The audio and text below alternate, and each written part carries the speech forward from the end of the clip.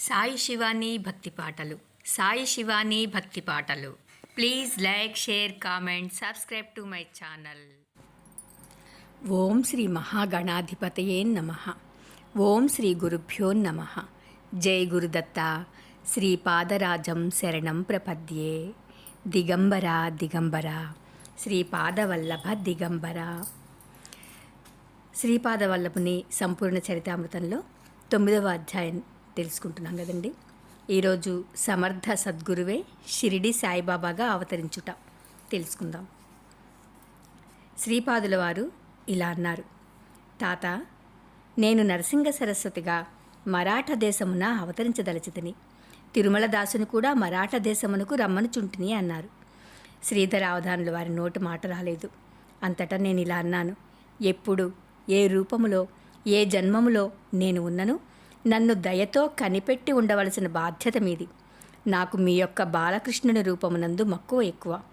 అప్పుడు శ్రీపాదులు ఇలా అన్నారు: తిరుమలదాసు, నీవు మరాఠ దేశమున గాడ్గే మహారాజ్ అను పేరుతో రజక కులమున జనించెదవు కాక, దీన దళితుల దుఃఖితుల సేవలో పునీతుడవయ్యేదవు కాక, ధీశిలా నగరమున సాయిబాబా నామమున యవన వేషమున నా యొక్క సమర్థ సద్గురు అవతారము రానున్నది. నీకు తప్పక యవన వేషముననున్న నా సమర్థ సద్గురు అవతారము యొక్క అనుగ్రహమును పొందేదువుగాక. నీకు బాలకృష్ణుని రూపమునందు మక్కువ గనక గోపాల గోపాల దేవకి నందన గోపాల అను నామమును జపించెదువుగాక. నీ మనోనేత్రమునందు సదా నేను నీకు దర్శనమిచ్చెదను. నీవు శరీర పతనానంతరము కొంతకాలము హిరణ్యలోకమునందుండి ఆ పైన గాడ్గే మహారాజ్గా లోకహితార్థము చేయుము. ఇదే నా వరము, నా అభయము అన్నారు. శ్రీధర అవధానులు కొంతసేపటికి మామూలు స్థితిలోనికి వచ్చారు. వారికి ఇదంతా అయోమయంగా ఉన్నది. ఇంతలో సుమతి మహారాణి వారి మేనమామను పిలిచింది. వారికి పూర్తిగా మాయక్రమే ఉండుటచే తిరిగి శ్రీపాదుల వారిని సామాన్య బాలకుని వలనే భావించారు. అంతా నేను ఇలా అన్నాను: అయ్యా, నాకొక సందేహం కలదు. శ్రీకృష్ణుడు భగవద్గీతలో కర్మఫలములు అనివార్యములను సెలవిచ్చారు కదా. శ్రీపాదుల వారు వాటికి నియమ ఉల్లంఘనము కాకుండా కర్మధ్వంసమును ఎట్లు చేశారు? తిరుమల దాసిలా అన్నారు: శ్రీకృష్ణుడు కర్మఫలితములను అనుభవింపవలననే చెప్పెను, కానీ జాగ్రత్తావస్థలోనే అనుభవింపవలనని చెప్పలేదు. అది స్వప్నావస్థలో కూడా అనుభవించవచ్చును. భౌతికముగా శరీరముతో అనుభవించవలసిన కర్మ 10 సంవత్సరాల కర్మము మానసిక క్షోభ వలననో స్వప్నములలోని మానసిక బాధల వలననో కొద్ది ఘడియలలో అనుభవించి రాహిత్యమును పొందవచ్చును. సత్పురుషులకు, యోగులకు దానధర్మములు, సేవలు చేయటం వలననో దేవతా కైంకర్యములు చేయటం వలననో పాపకర్మ క్షయమగును. దేవతామూర్తులు పుణ్యస్వరూపములు. అచట కైంకర్యములు చేయటం వలన మన పాపము వాటికి ఆపాదింపబడి వాటి పుణ్యము మనకు ఆపాదింపబడును. పుణ్యమూర్తులకు దానధర్మములు, సేవలు చేయటం వలన కూడా ఇదే విధంగా బదలాయింపు జరుగుతుంది. సమర్థ సద్గురుని ధ్యానము చేయటం వలన ధ్యానశక్తి మాధ్యమమున బదలాయింపు జరుగుచుండును. సద్గురువు తన శిష్యుని నుండి సేవలను గైకొని ఆ సేవా మధ్యమున వాని పాపకర్మలను తను స్వీకరించి తన తపఫలమును సంక్రమింపచేయును. పాపఫలమును ఎవరో ఒకరు అనుభవింపక తప్పదు. అయితే దేవతామూర్తులు, అవతార పురుషులు, మహా తేజోమూర్తులు గనుక, వారు అగ్నిస్వరూపములు కనుక తాము స్వీకరించిన పాపకర్మములను దగ్ధము కావించగలుగుతారు. వారికి మనము సమర్పించిన పత్ర, ఫల, పుష్పాదుల రూపమున కూడా మన పాపకర్మలు వారి పుణ్యరాశి పరస్పరం బదలాయింపు జరుగుచుండును. మన ఆర్తి, భక్తి, శరణాగతి ఎంత తీవ్రముగా ఉన్నా ఈ బదలాయింపు అంత తీవ్ర స్థాయిలో జరుగుచుండును. ఒక్కొక్క పర్యాయము తన ఆశ్రితుల పాపకర్మములను నిర్జీవ పదార్థములైన రాళ్ళు, రప్పలు మొదలగు వానికి శ్రీపాదుల వారు బదలాయించుచుందురు. ఆ రాళ్ళు రప్పలను కొట్టుట ద్వారాను, రకరకముల చిత్రమార్గముల ద్వారాను వారు ఆ కర్మఫలమును ధ్వంసము చేయుచుంటారు. దీనికి దృష్టాంతముగా నీకు ఒక చిన్న దృష్టాంతం చెప్పెదను, శ్రద్ధగా విను. శ్రీపాదుల వారు పుట్టినప్పటి నుండి వారికి పాల సమస్య ఉండేది. సుమతి మహారాణికి తన బిడ్డకు కావలసినంత క్షీరధారలు లేకుండెను. వారి ఇంట ఒక ఆవు ఉండేది. వారింటనున్న కాలాగ్ని సమన దత్తునకు నైవేద్యంగా పెట్టుటకు స్వల్ప క్షీరము మాత్రము అవసరమవుచుండెను. ఆ ఆవు కేవలము ఆ మాత్రమే క్షీరమిచ్చుచుండెను. గోవత్సమునకు మాత్రము సంపూర్తిగా క్షీరమునిచ్చుచుండెను. అది ఒక వింత ప్రవృత్తిగా ఉండెను. కాలాగ్ని సమనదత్తునికి నైవేద్యముగా నుంచిన క్షీరమును నైవేద్యమునకు ముందే ఒక్కొక్క పరి శ్రీపాదుల వారు రహస్యముగా పూజామందిరమును జొరపడి పాలను గ్రోలెడివారు. ఆ దినమున శ్రీ అప్పలరాజు దత్తప్రభువునకు బెల్లం ముక్క నైవేద్యం పెట్టి నిరాహారంగా నుండెడివారు. భర్త నిరాహారముగా నున్న రోజున సుమతి మహారాణి కూడా నిరాహారంగా ఉండేది. ఒకవేళ నైవేద్యము పర్యంతము శ్రీపాదుల వారు ఆగిన ఎడల శ్రీపాదుల వారే ఆ క్షీరమును గ్రోలెడివారు. తమ వంశములోని ఈ అపూర్వ దివ్య శిశువునకు చాలినంత క్షీరమును కూడా ఇవ్వలేని స్థితిలో ఉన్నందుకు తల్లిదండ్రులు ఎంతో బాధపడేవారు. క్షీరమును సమృద్ధిగా ఇవ్వగల ఆవును శ్రీ అప్పలరాజు శర్మ గారికి ఇవ్వవలెనని వెంకటప్పయ్య శ్రేష్ఠియు నరసింహవర్మయు అనేక ప్రయత్నాలు చేశారు. కానీ అవి అన్నీ వ్యర్థమయ్యాయి. అప్పలరాజు శర్మ ఎట్టి పరిస్థితులలోనూ దానమును స్వీకరించరు. అది ఆయన వ్రతము. దాన స్వీకరణము వలన పాపం చుట్టుకొనునని వారి అభిప్రాయం. వారు వేద పండితులు కనుక వేద సభలు ఏమైనా జరిగినా వేద సంభావనను స్వీకరించేవారు. వారికి పౌరోహిత్యము వలన రాబడి కూడా తక్కువ. కేవలం వెంకటప్పయ్య శ్రేష్ఠి గారికి నరసింహవర్మ గారికి పౌరోహిత్యము నేర్పెడివారు. వారిరువురు పురోహితులకు సామాన్యంగా ఇచ్చు ద్రవ్యము కంటే ఎక్కువగా ఇచ్చడి సాహసము చేసిన కోపగించుకునేవారు. అప్పలరాజు శర్మ గారు మామగారైన సత్యఋషీశ్వరుల నుండి కూడా ఏమీ స్వీకరించేవారు కారు. కార్తీక పౌర్ణమి నాడు సుమతి మహారాణి పుట్టినరోజు. ఆ రోజున మాత్రము బాపనార్యుల ఇంట భోజనం చేసేటివారు. వైశాఖ శుద్ధ తదియనాడు అనగా తన జన్మదినము నాడు కూడా మామగారింట భోజనం చేసేటివారు. కాలక్రమమున శ్రీపాద జయంతి అయిన గణేష చతుర్థి నాడు కూడా బాపనార్యులేంట భోజనం చేసేటివారు. కుటుంబం యొక్క ఈ దుస్థితిని తలుచుకొని సుమతి మహారాణి ఒకనాడు భర్తతో ఇలా అన్నది: నాథ, మా పుట్టినింటి వారు స్థితిపరులే కదా, పైగా వారు కూడా నిష్ఠాగరిష్ఠ అయిన శ్రోత్రియ సంస్కారముల వారు. శ్రీమంతులైన మా మల్లాది వారి నుండి గోవునొకదానిని స్వీకరించుటలో నాకు దోషమేమీ కనబడటలేదు. శ్రీపాదునికి కడుపు నిండుగా క్షీరమును కూడా ఇవ్వలేని స్థితిలో ఉన్నాము. మీరు సావధానముగా ఈ విషయమును ఆలోచించవలసినదిగా నా మనవి అన్నది. అంతట అప్పలరాజు శర్మ ఇలా అన్నాడు: సౌభాగ్యవతి, నీవు చెప్పేటి విషయం బావుగానే ఉన్నది. సత్య ఋషీశ్వరులు పాపరహితులు, వారి నుండి గోవును స్వీకరించడం వలన దోషమేమీ ఉండనేరదు. కానీ ఈ విషయమున ధర్మశాస్త్ర ప్రకారము ఆమోదము అత్యావశ్యకము. శ్రీపాదుడను దత్తావతారుడని మహనీయులు చాలామంది తెలిపి ఉన్నారు.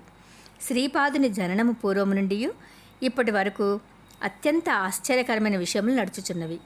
ఇది దత్తుని యొక్క నవ అవతారమైన ఎడల మన ఇంట ఎందున్న గోమాత సమృద్ధిగా క్షీరమునియవచ్చును కదా, లేదా నీకు క్షీర సమృద్ధి కలగవచ్చును కదా. అదియునుగాక పెద్దవాడైన శ్రీధర రాజశర్మ అంధుడిగాను, చిన్నవాడైన రామరాజశర్మ కుంటివాడుగాను ఉన్నారే. శ్రీపాదుడు వారిద్దరినూ అంగవైకల్యం నుండి విముక్తులుగా చేయవచ్చును కదా. నీవు ఈ విషయమునే మీ నాయనతో చర్చింపుము, లేదా శ్రీపాదునే ఆ విషయమును అడుగుము. వచ్చి వచ్చి నా నియమము ఉల్లంఘింపబడి తీరవలసిన విషమ సమస్యను దైవము నాకు సృష్టించుట ఉచితము కాదు. సుమతి మహారాణి ఈ విషయమును తన తండ్రికి నివేదించెను. బాపనార్యులు మందహాసం చేయొచ్చు ఇలా అన్నారు: అమ్మణి, ఇది అంతైను శ్రీపాదుని లీలావిలాసమే. శ్రీపాదుడు సమస్యలను పరిష్కరించుటలోనే కాక సమస్యలను సృష్టించుటలో కూడా నేర్పరి. శ్రీపాదుడు దత్తుడేనని నేను యోగదృష్టితో గమనించాను. మన ఇంట గో సమృద్ధి ఉన్నది. గోవునిచ్చుటకు నాకు సమ్మతమే గాక నాకు మహదానందప్రదము. దత్తప్రభువునకు గోక్షీరము అత్యంత ప్రీతిపాత్రము. నీ భర్త చెప్పినట్లు ధర్మశాస్త్రం యొక్క ఆమోదము ఆవశ్యకమే. ఆహా, ఏమి విధి వైపరీత్యము! మామ నుండి సొత్తును ఏ విధముగా చేజిక్కించుకోవాలనో అని పరిపరి విధములా ప్రయత్నించు జామాతలు లోకములో లెక్కకు మిక్కుటముగా ఉన్నారు. అయినా నా అల్లుడు మాత్రం అగ్నిహోత్రంతో సమానం. అతని నియమమును భంగపరచ యత్నించిన మనము వెర్రివాళమవుదుము. సృష్టి ఎందలి పంచభూతముల నుండి స్పష్టమైన ఆమోదము లభించిన గాని నీ భర్త ఈ గోదానమును స్వీకరింపడు. శ్రీపాదుడు తన అన్నలిద్దరినీ అంగవైకల్యము నుండి విముక్తులను చేసిన మీ కుటుంబంతో తనకున్న రుణానుబంధము తెగిపోవును. రుణ విముక్తుడైన దత్తుడు మీ ఇంట బిడ్డగా ఉండచాలడు. జగద్గురువై లోకమును ఉద్ధరించుటకు బయలువెడలను. అందువలన పొరబాటున కూడా నీవు శ్రీపాదుని వారి అంగవైకల్యము పోగొట్టమని కోరకు. సర్వమును కాలాధీనమయ్యున్నది. ఆ కాలము శ్రీపాదుని అధీనమయ్యున్నది. శ్రీపాదుడు సంకల్పించిన నీకు క్షీర సమృద్ధి కలిగి తీరును. అయితే శ్రీపాదుడితో రుణానుబంధము నశించును. రుణ విముక్తుడైన ఈ దత్తప్రభువు మన కుటుంబములకు పరిమితుడుగాక విశ్వగురుత్వము వహింప గృహము నుండి పలాయనం చిత్తగించును. శ్రీపాదుడు సంకల్పించిన మీ ఇంటనున్న గోవు క్షీర సమృద్ధమై తన వింత ప్రవృత్తిని విడనాడి క్షీరం నొసంగును. అప్పుడు అసలు ఈ సమస్యే తలెత్తదు. కావున నీవు కొంతకాలము ఓరిమి వహించుము. దత్తుడు కల్పించిన ఈ విషమ సమస్యను దత్తుడే పరిష్కరించును అని చెప్పారు. అంతటి నేను ఇలా అన్నాను, అయ్యా, శ్రీపాదుల వారి అన్నలిద్దరూ అంగవైకల్యంతో జనించుటకు గల కారణమేంటి? దానికి కుటుంబపరమైన కర్మదోషాలున్నాయా? అంతటి తిరుమలదాస్ ఇలా అన్నారు, నాయనా, శ్రీ దత్తాత్రేయుల వారు సాయం సంధ్యలో అవతరించారు. శ్రీపాదుల వారు ఉషఃకాలంను అవతరించారు. రాబోవు శ్రీ నరసింహ సరస్వతి అవతారము మిట్ట మధ్యాహ్నము అభిజిలగ్నమందు జరుగును. దత్తలీలలు అగాధములు. సాయం సంధ్య తరువాత చీకటి ఆవరించును. జీవులు నిద్రావస్థలో నుందురు. కావున దత్తావతారము యోగ సాధనలోని పరిణామ క్రమంలో సంపూర్ణ బాధ్యతను తాను వహించి జీవులను సుఖనిద్రపుచ్చున్నది. ఎటు వెళ్ళవలనో, ఏమి చేయవలనో, పరిణామము యొక్క ఏ దిశలో కదలవలనో జీవులకు అంతబొట్టని గాఢాంధకారము. జీవులకు తెలియకుండగానే వారిలో పరిణామమును సాధించుట దత్తావతార విశిష్టత. జీవులు ఏ ప్రయత్నమును చేయకయే లేదా స్వల్ప ప్రయత్నం చేతనే వారికి తెలియని రీతులలో అంతశ్చైతన్యము యొక్క అగాధ లోతులలో నుంచి పరిణామం వైపు పయనించిరి. ఇది కేవలం ఒక భూమండలమునకే పరిమితం కాదు. శ్రీపాదుల వారి ఆగమనము ఉషఃకాలమున జరిగినది. ఉషస్సునందు సూర్యభగవానుని సమస్త శక్తులను ఒక్కసారి విజృంభించి జీవులను పునీతులను చేయును. వారి ఆత్మ సూర్యునికి ప్రతీక. జీవులలోని వివిధములైన శక్తులు జాగృతమై వివిధ గతులలో నాట్యమాడుచు అనంత వైవిధ్యముల పరిణామం నొందుటను ఇది సూచించును. మధ్యం దిన మార్తాండు చండప్రచండమైన స్వరూపము.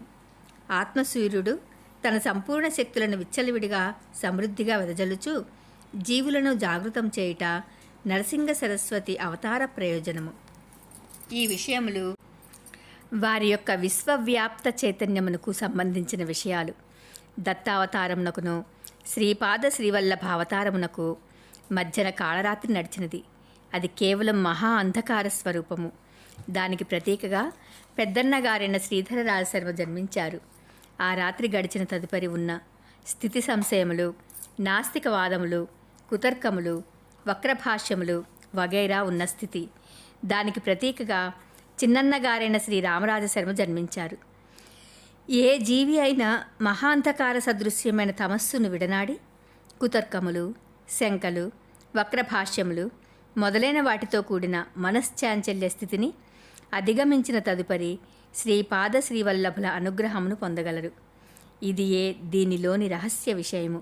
ఇవి జగత్తులోని జీవుల పరిణామమును సంబంధించిన విషయములు. కుటుంబపరమైన కర్మదోషములు కూడా కలవు. శ్రీ అప్పలరాజు శర్మ గారి వెలనాటి మండలమునందలి వైదిక బ్రాహ్మణులైనను వారి కుటుంబమునకు గ్రామాధిపత్యముండెడిది. శ్రీపాదుల వారి తాతగారు అనగా పితామహులు అయినవిల్లి గ్రామాధికారిగా నుండెడివారు. వారి కుటుంబంలో గ్రామాధిపత్యము జ్యేష్ఠ కుమారునికి సంక్రమించుచుండును. శ్రీపాదుల వారి పితామహులు నామధేయము శ్రీధర రాజశర్మ. గ్రామాధికారము కలిగిన బ్రాహ్మణుల రాజశబ్దమును తన్మ నామధేయమునకు చివర కలిగి ఉండుట వారి సాంప్రదాయము. బ్రాహ్మణత్వమును సూచించున్నది శర్మనామధేయము. గ్రామము నది పంటలు పండినను పండకపోయినను జమీందారులకు పన్ను కట్టవలసి వచ్చేది. నిర్బంధముగా పన్ను వసూలు చేయవలసిన బాధ్యత గ్రామాధికారపై నుండెడిది. శ్రీధర రాజశర్మ తన ఇష్టాయిష్టములతో ప్రమేయం లేకుండా జమీందారి వారి ఆజ్ఞను అనుసరించి హింసా పద్ధతుల ద్వారా కూడా పన్ను వసూలు చేసేవారు. అది వారి యొక్క కర్తవ్యము, ధర్మం కూడాను. ఆయనను దైవం దృష్టిలో అది పాపకార్యమైంది. అప్పలరాజు శర్మ జ్యేష్ఠ భ్రాతకు గ్రామాధిపత్యము సంక్రమించెను. తాతగారు చేసిన పాపకర్మముల ప్రభావం వలన పెద్దవాడైన శ్రీధర రాజశర్మయు చిన్నవాడైన రామరాజశర్మయు అంగవైకల్యంతో జన్మించారు. శ్రీపాదవల్లభులు సాక్షాత్తు దత్తావతారులనియు తాతగారు చేసిన స్వల్ప పాపకర్మముల ప్రభావమును తాము కూడా అనుభవించవలసి వచ్చినది. అందుచేత వారికి పాల సమస్య ఏర్పడినది. విశ్వప్రభువు తాను ఏర్పరిచిన నియమమును సర్వులకును వర్తింపజేయును.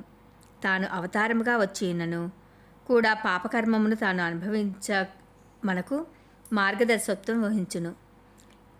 శ్రీ పైండా వెంకటప్పయ్య శ్రేష్ఠీను, శ్రీ వత్సవాయి నరసింహవర్మయు శ్రీపాదుల వారిని తమ స్వంత మనుమని వలె భావించువారు. అందువలన శ్రీపాదుల వారి పాల సమస్యను తీర్చుట ఎట్లా అని వారు దీర్ఘంగా ఆలోచించారు. శ్రీవర్మ గారు శ్రేష్ఠి గారిని పిలిచి, అయ్యా, దీనికి సరి అయిన ఉపాయమును మీరే చేయవలెనని చెప్పిరి. శ్రీ నరసింహవర్మ గారి వద్ద గాయత్రి అని పేరుగాంచిన గోమాత యొక్క సంతతి కలదు. దానిలో సర్వశుభ లక్షణములను ఒక గోవును వర్మగారి నుంచి శ్రేష్ఠి గారు క్రయం పొందారు. విక్రయించగా వచ్చిన ధనమును వర్మగారు తమ వద్ద భద్రంగా నుంచారు.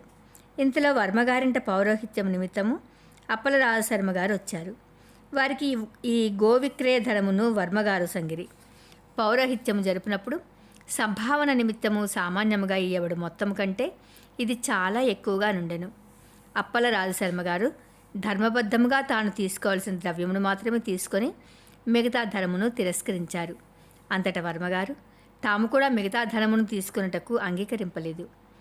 సుక్షత్రియ వంశంలో జన్మించిన నేను దానమిచ్చిన సొమ్మును తిరిగి స్వీకరింపజాలనిది. ఈ తగాదా శ్రీ బాపనార్యుల వద్దకు వచ్చినది.